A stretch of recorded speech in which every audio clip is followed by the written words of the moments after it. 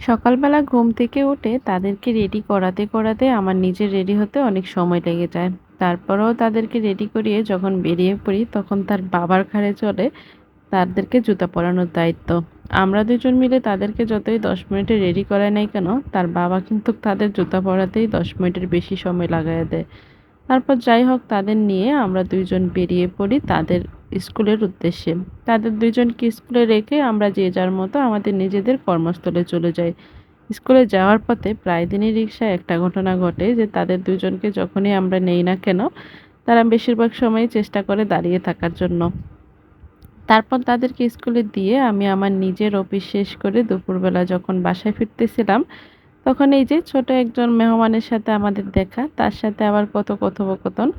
যাই হোক দুপুরবেলা যখন আসি তখন চেষ্টা করি কখন বাসায় চলে যাব তাড়াতাড়ি করে। কিন্তু গাড়িগুলো এমন হয় যে কিছু, কিছু জায়গায় যাওয়ার পরে লোক নেওয়ার জন্য এত বেশি দাঁড়ায় যেটা আসলে অনেক বেশি বিরক্তিকর লাগে। এমনিতেই দুপুরবেলা অনেক বেশি রৌদ্র থাকে। তার উপর আবার দেখা যায় যে অনেক সময় পেটে বেশি খিদাও থাকে। কখন বাড়ি যাব সেই চিন্তা থাকে।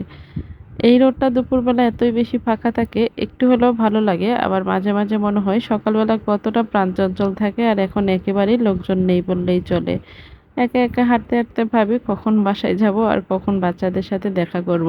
বাসায় এসে দেখি যে মা আজকে এখনো দুপুরের রান্নাটা শেষ করতে পারে নাই।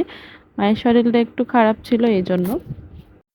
তারপর এখানে দেখলাম যে মা আজকে এইখানে ডিমটা ছিল যে বিভিন্ন রকম মাছের ডিমটাকে ভুনা করলো আর এখানে তালটাকে দুধ দিয়ে একটু জাল দিল, যেটা আমার কাছে অনেক বেশি পছন্দের।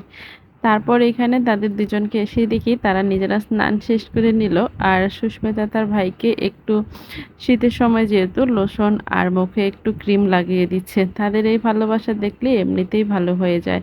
তো এই তো এখানে মায়ের রান্না শেষ। আজকে রান্না হলো দুপুরে চিংড়ি মাছের ভুনা, সাথে ছিল ডিম ভুনা আর ছিল ডাল। সব খাবারগুলো একসাথে নিয়ে নিলাম। এখন ৪ জনে বসে একসাথে খাবারটা খেয়ে নিব। চিংড়ি মাছটা ওদের ২ জনের অনেক বেশি পছন্দ। তাই ওরা বলতেছে যে ওরা শুধু চিংড়িটা দিয়েই খাবে। ছোট মানুষ যখন যেটা দিয়ে খেতে চায় সেটাই দেওয়ার চেষ্টা করি। তো এভাবে আমাদের দিনটা কেটে গেল।